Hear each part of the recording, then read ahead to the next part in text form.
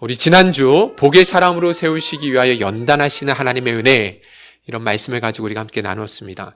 하나님께서 창세전에 야곱에게 복 주시기로 이미 작정하셨다고 해서 야곱이 가지고 있었던 인간적인 모남과 연약한 죄된 성품들까지도 하나님이 다 인정해 주신 것은 아니었다라고 말씀을 드렸습니다. 그래서 누구를 사용하시냐면 바로 그의 외삼촌 라반을 하나님이 사용하시는 것입니다. 야곱은 그의 이름에 걸맞게 평생을 거짓과 술수를 통해서 자신이 원하고자 하는 것을 늘 얻어낼 수 있는 삶을 살아가지 않았습니까? 그래서 하나님께서는 이것을 하나님께서 건드리시는 거죠. 다듬어 가시는 거예요. 그래서 야곱보다 훨씬 더 거짓과 술수에 능한 외삼촌 라반을 통해서 그의 연약함들을 다루기를 원하셨던 것입니다.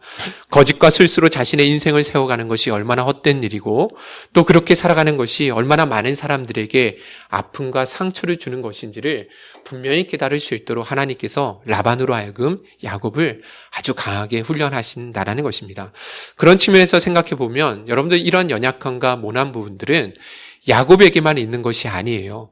우리가 하나님의 택하심을 받아서 이렇게 예배 자리에 나오지만 우리 안에도 아직도 깨어지지 못한 옛사람의 본성과 제약된 연약함들 다 있거든요.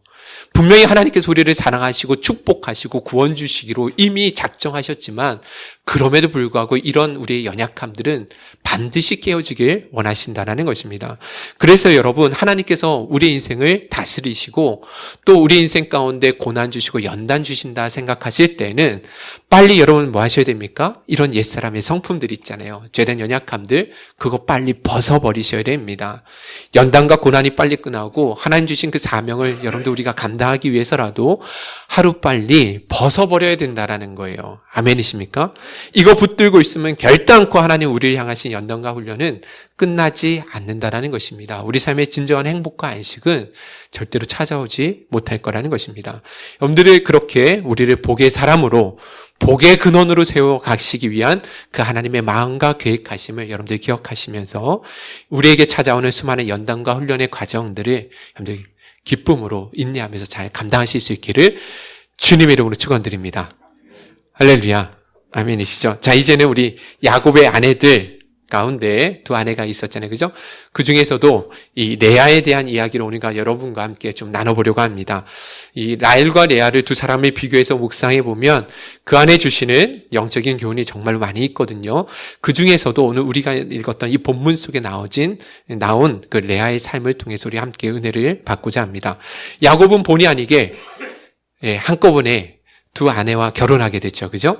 외삼촌 라반의 욕심으로 인해서 야곱은 자신의 의지와는 상관없이 언니와 동생 사이인 레아와 라헬을요, 동시에 아내로 맞이하게 된다는 것입니다.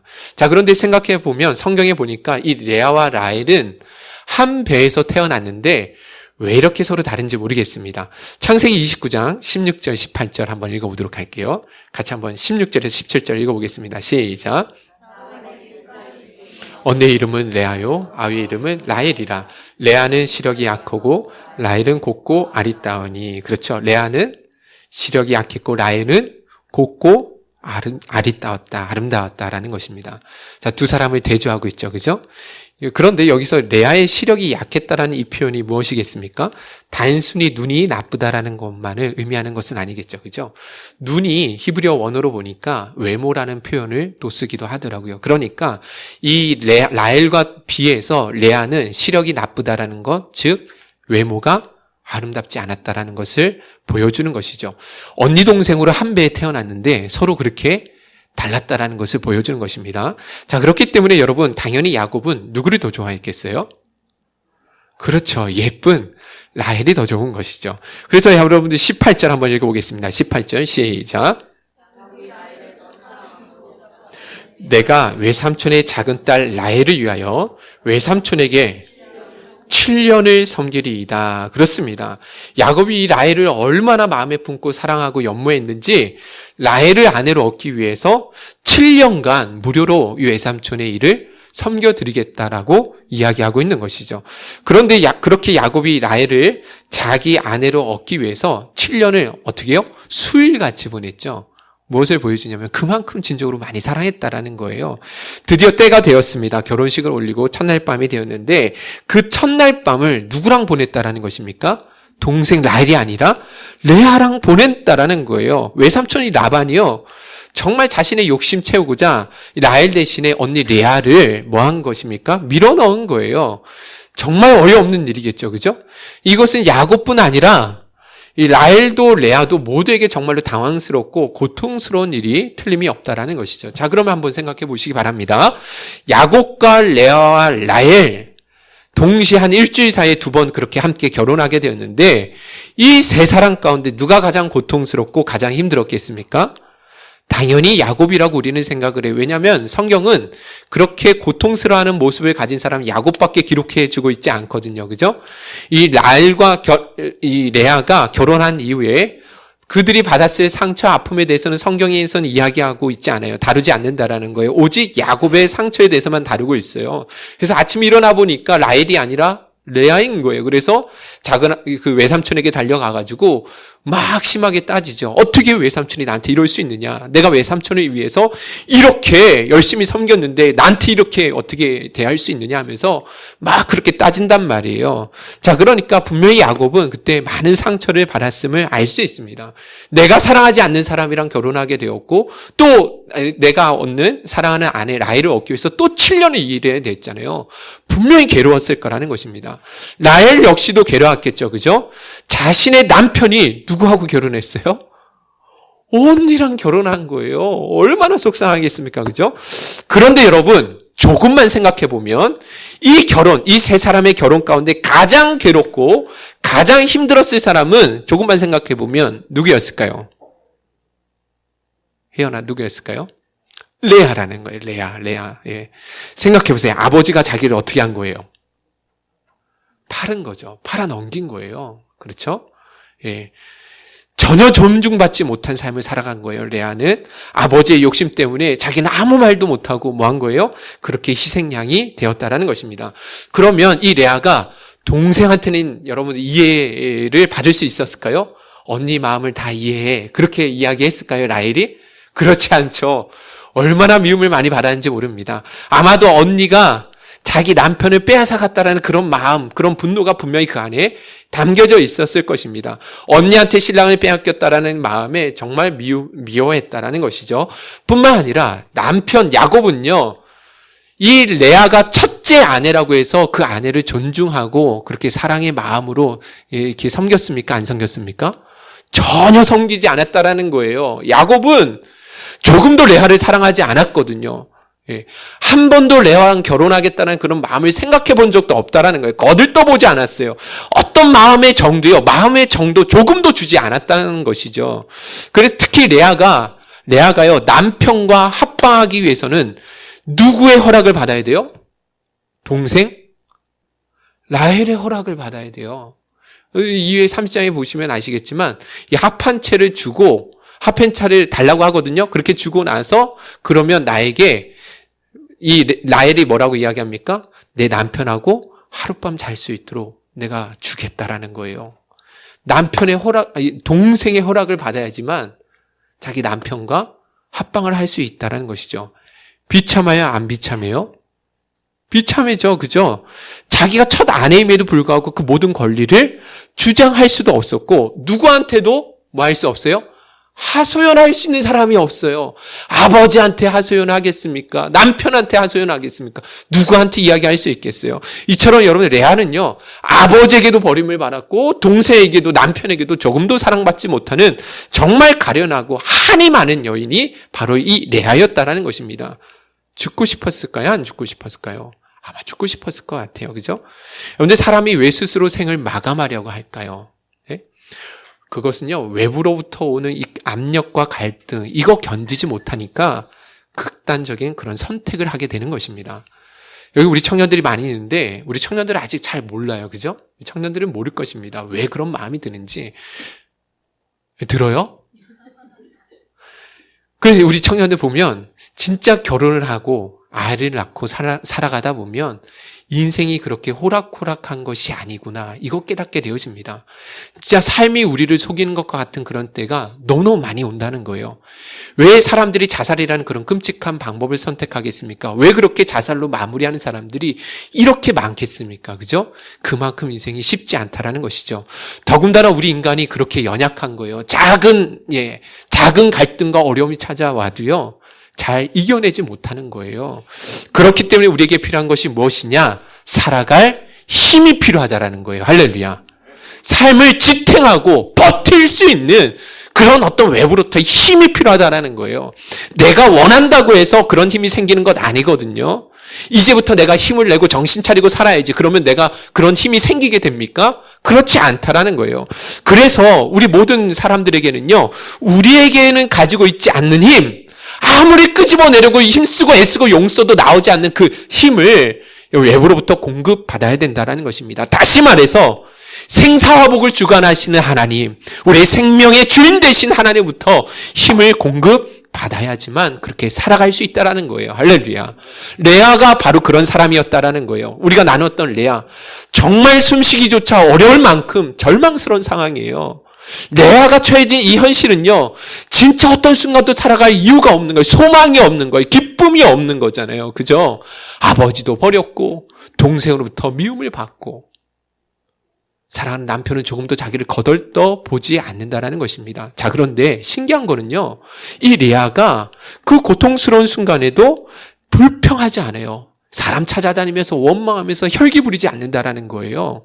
동생 라헬은 그러지 않았어요. 동생 라헬은 남편의 사랑을 그래도 받았잖아요. 그죠? 그렇죠? 그죠? 그게 가장 중요한 거니까요. 자, 그런데 무엇이 없었습니까? 아이가 없었죠. 그죠? 아이를 못 낳으니까 이 라헬의 반응이 어떠했는가? 우리 창세기 30장 1절 2절 한번 읽어보도록 하겠습니다. 시작. 자기가 야곱에게서 아들을 낳지 못함을 보고 그의 언니를 시기하여 야곱에게 이르되 내게 자식을 낳게 하라. 그렇지 아니하면 내가 죽겠노라. 야곱이 라헬에게 성을 내어 이르되 그대를 임신하게 못하게 하시는 이는 하나님이시니 내가 하나님을 대신하겠느냐. 라헬이 아이를 낳지 못하니까 성을 내잖아요. 그죠? 자기 감정을 막 표현해내는 거예요. 자식을 나로 하여금 낳게 하라. 그렇지 않으면 나 뭐 해버릴 거다? 죽어버릴 거야. 막 이렇게 성을 내니까 야곱이라고 가만히 있겠습니까? 그죠? 내가 하나님이냐? 내가 하나님이냐고 하면서 그 집안에 뭐가 일어난 거예요? 싸움이, 대판 싸움이. 죄송합니다. 저도 모르게 너무 감정이입을 하다 보니까 이렇게 돼버렸어요. 예. 왜 감정적으로 막말을 하는 거예요? 막 쏘아대는 거죠. 그죠? 아마 요런 때만 야곱이 뭐 하러 갔을까요? 예, 레아에게 갔겠죠. 그죠?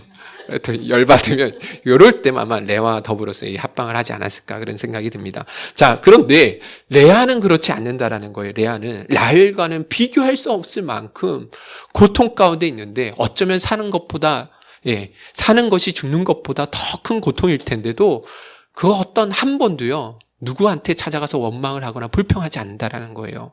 어떻게 그런 삶이 가능한지 아십니까? 그것이 바로 외부로부터 이 레아는 외부로부터 오는 힘, 하나님으로부터 위로와 힘을 공급받고 있었다라는 거예요. 할렐루야. 어떻게 알 수 있는지 아세요? 그것은 레아가 그의 아들들을 낳는 과정들, 오늘 우리가 읽었던 이 말씀이 있잖아요. 이 본문 속에 잘 나와요. 여러분들 한번 31절 한번 읽어보도록 하겠습니다. 31절 읽어보겠습니다. 시작. 레아가 사랑받지 못함을 보시고 그의 태를 여셨으나 라헬은 자녀가 그렇습니다. 하나님께서는 레아가 사랑받지 못함을 뭐 하셨어요? 보고 계셨죠. 알고 계신 거예요. 그래서 하나님께서 그의 태를 열어서 자녀의 복을 주심으로 위로해 주시는 것이죠. 이것이 바로 하나님의 공평하신 은혜인 줄로 믿습니다. 예, 얼마나 감사한지요. 사람에게 그 누구에게도 사랑받지 못하고 버림받은 이 여인을 우리 하나님은 아시잖아요. 그래서 더 많은 사랑을 부어주시는 거예요. 찬송가에도 나와 있습니다. 어떤 찬양입니까? 내가 연약할수록 다 같이요. 더욱 귀히 여기 높은 보좌 위에서 낮은 나를 보시네. 아멘. 할렐루야. 내가 연약할수록 더욱 귀히 여겨주시는 은혜. 이것이 하나님의 공평하신 은혜인 줄로 믿습니다. 그래서 하나님께서 레아에게 태의 문을 열어주시는 거예요. 자, 그런데 이렇게 하나님께서 레아로 하여금 출산케 하신다라는 건 레아가 알게 된 거잖아요. 그죠? 감사한 거예요. 그래서 이 첫째 아들을 낳고 레아가 뭐라고 고백하냐면 32절 한번 읽어보도록 하겠습니다. 시작. 레아가 임신하여 아들을 낳고 그 이름을 르우벤이라 하여 이르되 여호와께서 나의 괴로움을 돌보셨으니 이제는 내 남편이 나를 사랑하리로다 하였더라. 그렇습니다. 자기의 괴로움과 고통을 돌아보시고 아들을 주신 분이 하나님이시라는 것을 깨달은 거예요. 레아는 그렇게 힘든 현실 속에서 하나님은 자기를 버리지 않으셨구나. 나의 괴로움을 하나님은 보고 계시는구나. 이것을 볼 수 있는 눈이 열려지게 되었다라는 것입니다. 다른 사람은 이해하지 못해도 하나님 내 마음을 다 알고 계시는구나. 이거 깨달았다라는 것입니다. 그래서 레아는요, 이런 생각이 든 거예요. 남편 야곱이 이제는 자기를 사랑하지 않겠느냐. 그런 생각이 들어요. 왜 그런지 아십니까? 장자를 낳았잖아요. 장자. 고대 시대에는 가장 중요한 게 장자를 누가 낳느냐. 이게 진짜 중요하지 않습니까? 장자는 재산을 2배나 받을 뿐 아니라 다른 자식들보다 축복을 받을 수 있는 권한이 주어지잖아요. 근데 그 장자의 축복을 내 아들이 받게 되는 거거든요. 그래서 이제는 좀 자신감이 생겨서 내 남편이 이제는 나를 사랑하지 않을까 이런 마음이 들었거든요. 그런데 현실은 그렇지 않아요. 우리 33절 한번 읽어보도록 하겠습니다. 시작. 그가 다시 임신하여 아들을 낳고 이르되 여호와께서 내가 사랑받지 못함을 들으셨으므로 내게 이 아들도 주셨다 하고 그의 이름을 시몬이라 하였으며, 여러분들 첫째 아들을 낳아서 내 남편이 나를 사랑할 거라 생각했는데 사랑했어요? 안 사랑했어요? 야곱이 사랑을 주지 않았다라는 거예요. 그래서 자신의 아픔, 자신의 그 한 많은 이 아픔을 가지고 누구에게 호소했다라는 것입니까? 하나님께 호소했음을 알 수 있는 거예요. 사랑받지 못함을 뭐 하셨다? 들으셨다라는 것은 첫째 아들을 낳았음에도 불구하고 야곱은 조금도 레아에게 마음을 주지 않았다라는 거예요. 너무 슬퍼서 그래서 하나님 앞에 뭐 했다라는 것입니까? 아뢰었더니 그 기도를 하나님 뭐 하셨다? 들어주셨다. 그래서 그 낳은 둘째 아들의 이름을 뭐예요? 시므온. 뜻이 무엇이냐면 하나님이 들으셨다, 이런 뜻입니다. 예. 자, 그런데 레아가 그렇게 둘째를 낳았음에도 불구하고 야곱은 여전히 레아에게 마음을 주지 않습니다. 34절 읽어보겠습니다. 시작.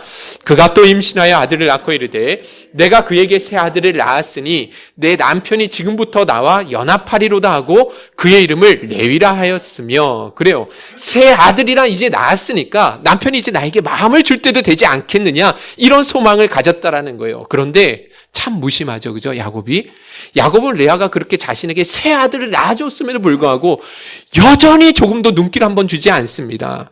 그런데 이제 마지막으로 넷째를 낳은 후에 레아에게도 마음의 변화가 일어나요. 마음의 변화가 일어납니다. 35절 읽어보도록 하겠습니다. 시작. 아들을 낳고 이르되 내가 이제는 여호와를 찬송하리로다 하고 이로 말미암아 그가 그의 이름을 유다라 하였고 그의 출산이 멈추었더라. 유다라는 단어의 의미가 여호와를 찬송하리로다라는 뜻을 가지고 있거든요. 이 말은 무슨 말이냐면 이제는 더 이상 내 남편으로부터 소망을 갖고자 하는 이런 어리석은 삶을 선택하지 않겠다라는 고백인 거예요. 다만 남편으로부터 사랑을 못 받았다 할지라도 여전히 하나님은 누구와 함께 하신다? 나와 함께 하고 계신다. 하나님은 나를 버리지 않으셨다. 나를 향한 사랑을 그치지 않고 계신다라는 것을 그 안에서 나는 만족함을 누리며 살겠도다. 이제는 여호와를 찬송하리로다. 이런 고백을 드리고 있다는 것입니다. 할렐루야. 아멘이시죠? 여러분들 이처럼 보시면 우리가 아무리 힘들고 어려워도 위로부터 부어주시는 하나님의 은혜와 능력을 공급받으면 어떤 어려움이 있어도 극복하게 될 줄로 믿습니다. 아멘이십니까? 그 힘들고 어려운 순간에도 하나님을 의지하고 의존하는 자들에게 부어주시는 위로와 힘이 있다라는 거예요. 그 힘을 가진 자들은요, 인생의 정말 절망스러운 순간에도 칠흑 같은 어둠 가운데서도 살아갈 소망을 잃어버리지 않는다라는 거예요. 지탱하고 버텨낼 수 있는 힘을 갖게 된다라는 것입니다. 할렐루야. 아멘이시죠?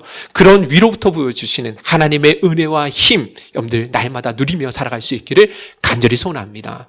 한 가지만 더 나아가서 여러분들 오늘 본문을 통해서 보시면 우리가 받을 수 있는 교훈점 한 가지가 더 있습니다. 그것은 인생의 모자람과 결핍은요, 더 귀한 것을 얻게 만드는 축복의 통로가 된다는 사실을 여러분들 기억하셔야 된다는 거예요. 할렐루야. 분명히 레아는 부족한 것 뿐이에요. 그죠? 이 시력만 약한 것이 아니잖아요. 그죠? 예. 시력만 약했던 것이 아니라 다 부족했습니다. 동생과 비교해서 외모도 아름답지 못했고, 아버지로부터 버림을 받았고, 남편으로부터 조금 더 사랑받지 못했고, 동생으로부터도 미움을 받을 수밖에 없었다라는 것. 무엇 하나 의지하고 내세울 것이 없는 모자란 것뿐이었다라는 것이죠. 자, 그런데 잘 보세요. 레아는요, 그런 모자람과 결핍으로 인해서 누구에게 나아갈 수 있는 거예요? 그렇죠. 하나님께로 나아갈 수 있었어요.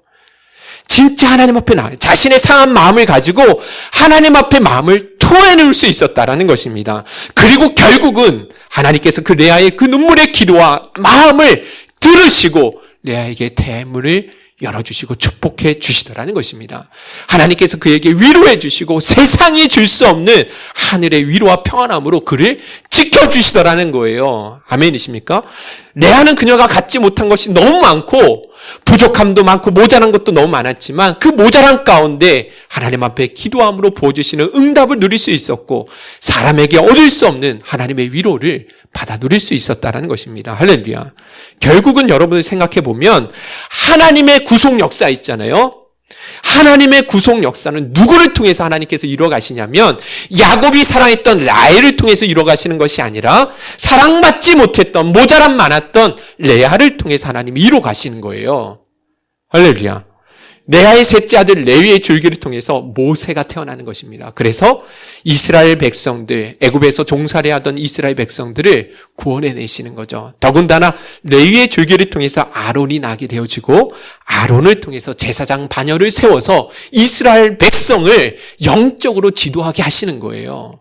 누구의 자녀? 레아의 자녀를 통해서요. 더군다나 여러분, 레아의 넷째 아들 유다가 낳았잖아요. 그 유다의 줄기를 통해서 세상을 구원하실 예수 그리스도가 오게 되신다는 것입니다. 하나님의 구속 역사는 라헬이 아니라 레아를 통해서 무엇을 보여주냐면 레아만큼 모자람 많고 한이 많은 여인이 없지만 그 모자람 가운데 하나님 앞에 그 상한 마음을 아뢰음을 통해서 축복으로 바꾼 대표적인 여인이 레아가 되었다는 것입니다. 할렐루야.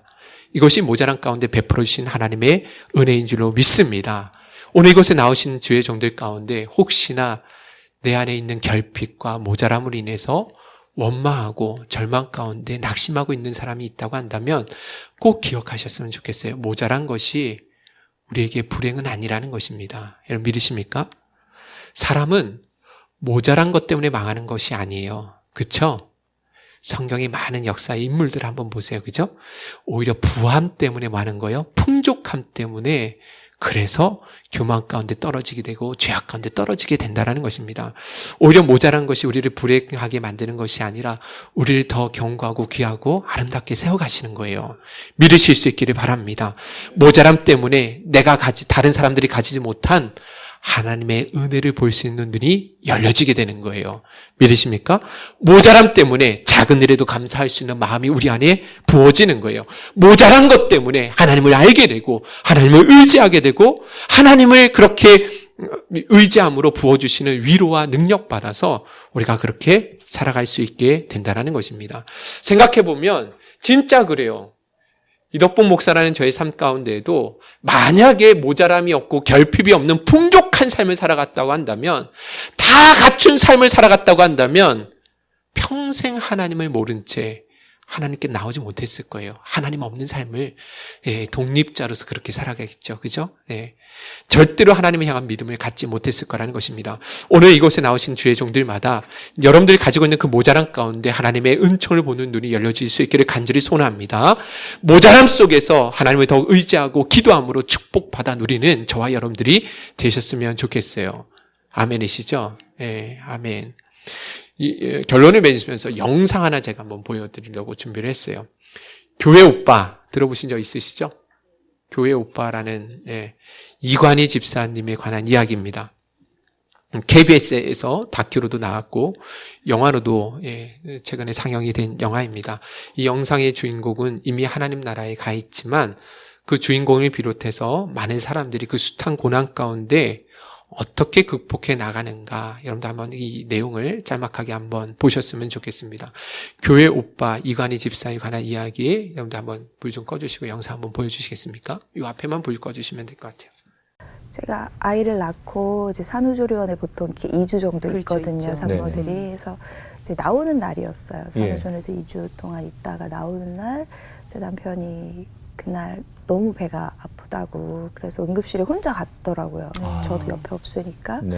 그렇게 해서 이제 암인 걸 알았어요. 가보니까. 또 수술 도중에는 또 처음에는 한 2기에서 3기 정도일 거라고 얘기를 하셨었는데 수술실에 들어가니까 이미 복막과 방광에 다 퍼져 있는 상태라고 얘기했어요. 그 과정 또한 저희가 듣는 거로는 참 가슴 아픈 이야기들이 참 많은데 네. 어떻게 그 시간들을 버티시고 지내셨는지요?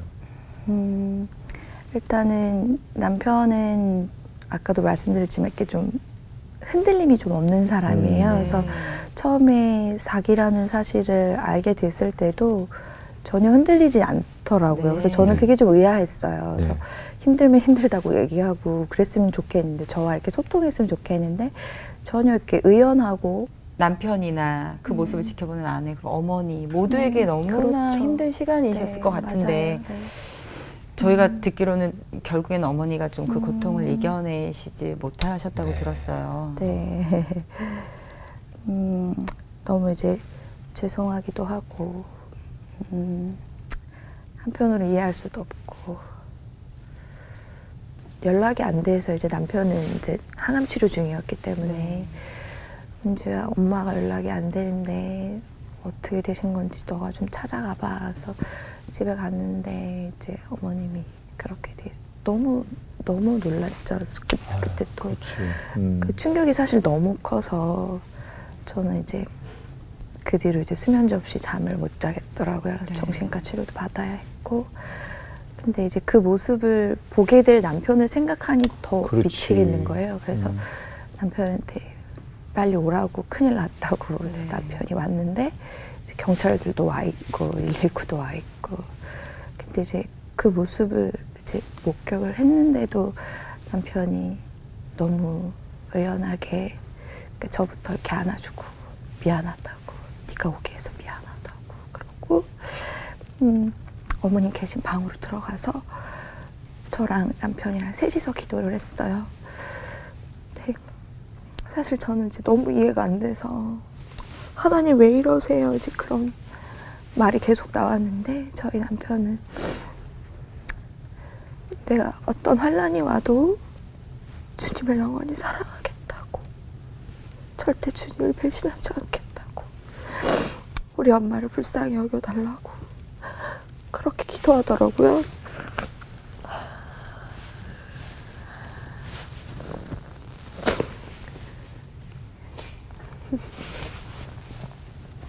그래서 나중에 그 방송이 나가고 사람들이 어떻게 어머니의 그런 안타까운 죽음 앞에서 그렇게 기도할 수 있냐 이런 말씀들을 하시고, 남편이 또 이제 간증할 기회가 있어서 사실은 자기는 원망하는 마음으로 그렇게 기도했는데 그 입술 하나님께서 또 주관하신 것 같다고, 그 시간들을 또 이겨낼 수, 통과할 수 있도록 또 하나님께서 붙잡아 주신 것 같아요. 거기에 또다시 어려움이 닥치게 됐어요. 네. 우리 집사님까지 아픈 사실을 알게 되신 거죠. 네, 왜 이렇게 끝이 안 날까 하면서 사실 이 모든 일들이 사실 1년도 안 되는 시간 동안 일어난 일들이거든요. 그래서 그렇게 해서 어머님이 돌아가시고 4개월 뒤에 제가 이제 진단을 받았어요. 그래서 안 믿었죠. 어떻게 저까지 암일 수가 있나. 그래서 근데 남편이 또 너무 걱정이 되더라고요. 이거 어떻게 얘기해야 되나. 그래서 근데 하나님께서 그때 저를 또 인격적으로 만나주셨어요. 그 일들을 겪어오면서도 제가 변하지 못하고 회개하지 못하고 그 시간들을 통과하면서 하나님 자꾸 왜 이러세요? 이 시간들이 빨리 좀 지나게 해달라고 그렇게만 기도했었는데, 그 하나님이 저에게 이 질병을 분명 허락하신 것이기 때문에 하나님께서 또 우리 부부를 통해서 하실 일이 있으신가 보다, 그런 막연한 기대감도 있었고 또 이 환자도 물론 힘들지만 보호자도 굉장히 힘들잖아요. 그럼요. 그래서 네. 남편이랑 이렇게 투병하면서 이렇게 소통하지 못했던 이야기들을 할 수 있는 자격을 주신 거더라고요. 아. 그러니까 저도 환자가 되고 남편도 환자가 되고 서로 보호자가 돼버리니까 네.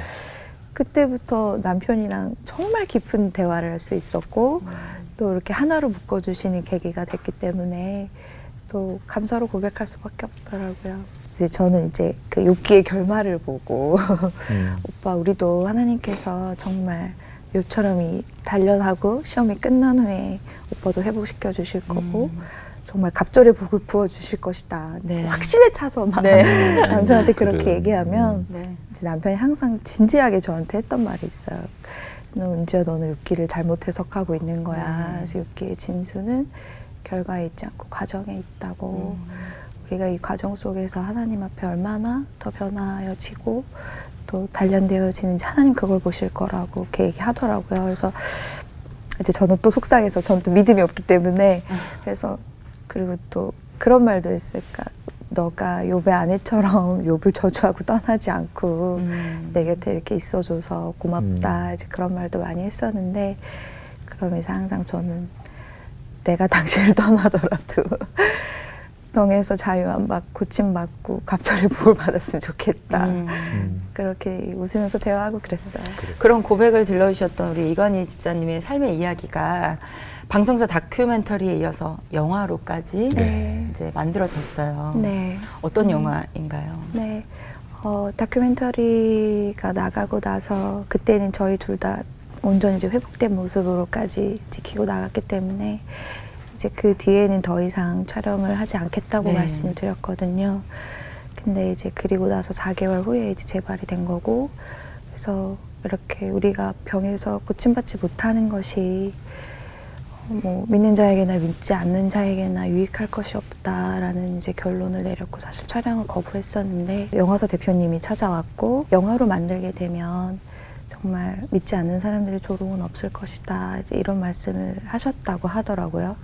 근데 이제 그때 이간희 집사가 그 이야기를 듣고 이제 피디님이 회상하시기를 그러니까 주님은 정말 세상에 눈부시게 공헌하는 사람도 증거로 삼으시지만 저처럼 이렇게 말할 수 없는 고통 가운데서 끝까지 주님을 붙잡고 놓지 않는 사람도 증거로 삼으실 거다라고 이야기하면서 촬영을 남편이 하겠다고 이제 허락을 했고요. 네. 그렇게 해서 허락을 하고 촬영을 시작하고 딱 열흘 만에 소천했어요. 욥을 보면은 욥에게 소중한 것들 하나씩 하나씩 다 뺏어가잖아요. 쫄지 마. 애 태어난 지 한 달도 안 됐는데 무슨 대장암? 남편 8차까지 항암 치료하고 제 아내가 5월 5일에 항암 치료를 시작하게 됐으니 1년 동안 일어났던 일들을 가만히 묵상해보면 막 그런 기분이 드는 거야. 간이가 언제까지 버티는지 한번 시험해보자고 하면서 욥도 그 순간순간 감사함으로 하나님께 나아갔던 거라고 생각하거든요. 저도 하나님을 원망하거나 불평하는 것이 아니라 그 상황 가운데서도 감사할 거리를 찾으려고 노력했던 것 같아요.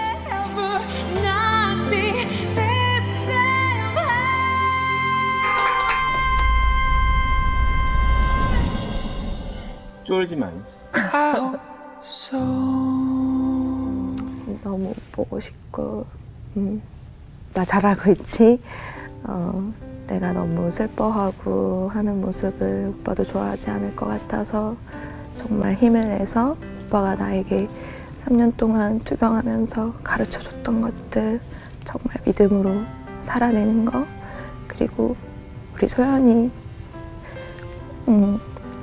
믿음의 유산을 잘 물려줄 수 있게 엄마로서 또 잘 믿음을 지키면서 키울 거니까 그곳에서 응원해주고 또 오빠가 정말 죽을 때까지도 얘기하고 싶었던 그 예수님의 사랑 오빠가 마지막 사명 감당했던 그 일들 알릴 수 있도록 나도 노력하고 그리고 나중에 만나면 수고했다고 고맙다고 그 말 꼭 해줘 보고 싶고 사랑하고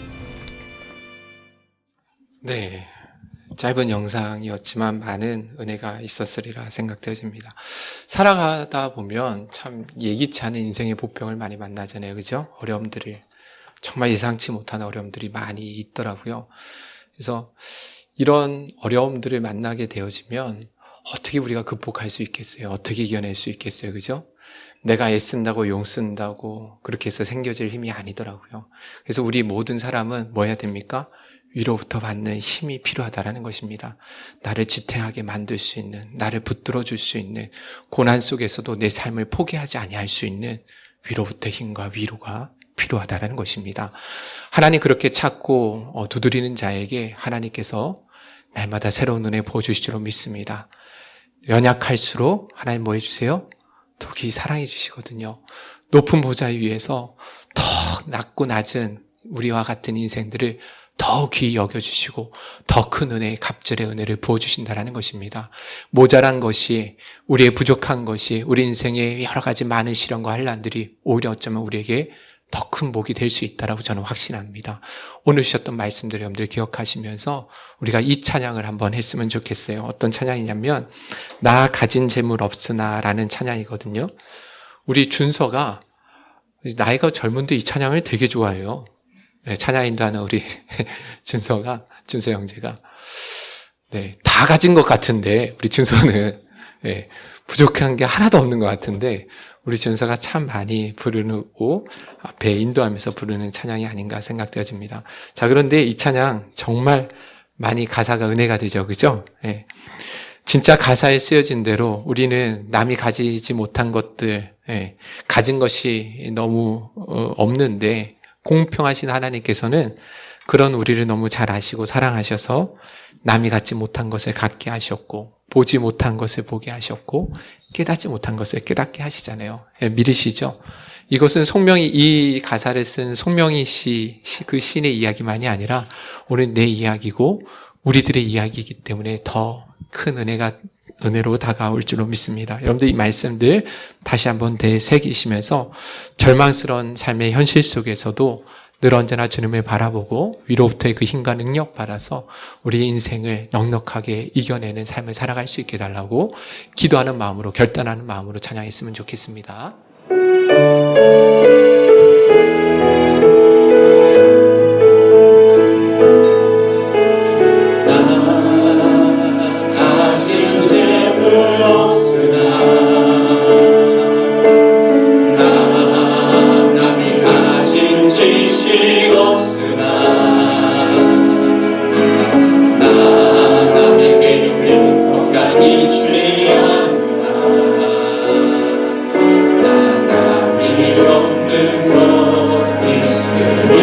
다시 한번 처음부터 고백합시다. 나 가진 재물, 나 가진 재물 없으나 나 남이 가진 지식 없으나 나에게 건강이 있지 않으나 나만이 없는 것 있으니 나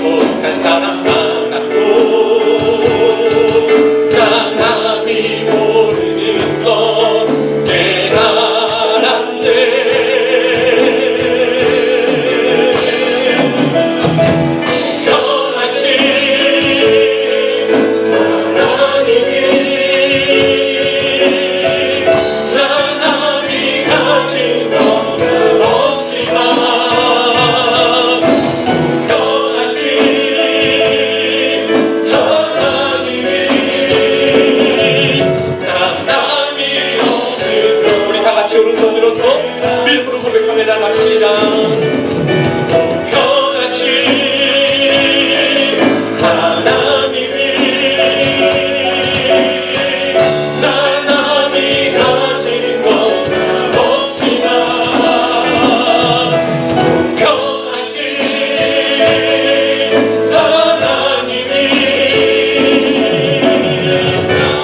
없는 것. 우리 마지막 다시 한번 우리 손을 나갑시다. 공평하신